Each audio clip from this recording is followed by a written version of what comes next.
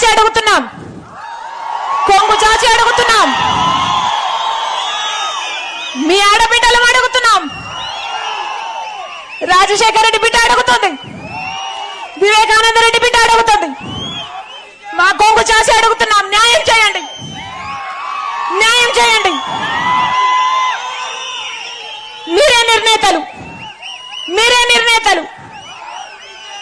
ఒకవైపు రాజశేఖర రెడ్డి బిడ్డ నిలబడింది, ఇంకోవైపు రాజశేఖర రెడ్డి గారి తమ్ముడిని వివేకానంద రెడ్డి గారి హత్య చేయించిన అవినాష్ రెడ్డి గారు ఇంకోవైపు నిలబడ్డారు. మీకు ఎంపీగా ఎవరు కావాలో, రాజశేఖర రెడ్డి బిడ్డ కావాలో, లేకపోతే హత్య చేసిన అవినాష్ రెడ్డి గారు కావాలో మీరు తెలుసుకోండి.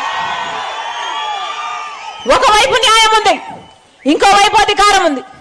ఒకవైపు ధర్మం ఉంది, ఇంకోవైపు డబ్బు ఉంది. మీరు ఏ వైపు నిర్ణయించుకోవాల్సిన సమయం వచ్చింది. నేను రాజశేఖర రెడ్డి బిడ్డను, నేను రాజశేఖర రెడ్డి బిడ్డను. పులి కడుపున పులే పుడుతుంది.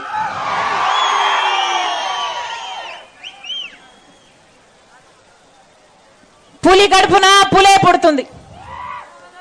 ఈ రాజశేఖర రెడ్డి బిడ్డ ఎవ్వరికి భయపడేది కాదు. అలాగే అన్యాయం జరుగుతుంటే సహించేది కూడా కాదు.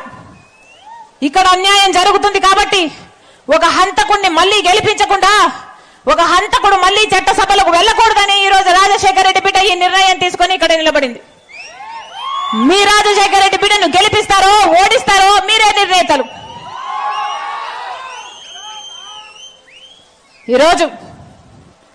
ఈ రోజుటికి 4 రోజులైంది కడప ఎంపీగా నేను నిలబడుతున్నాను అని. నేను కడప పార్లమెంటు స్థానంలో తిరగబట్టి 4 రోజులైంది.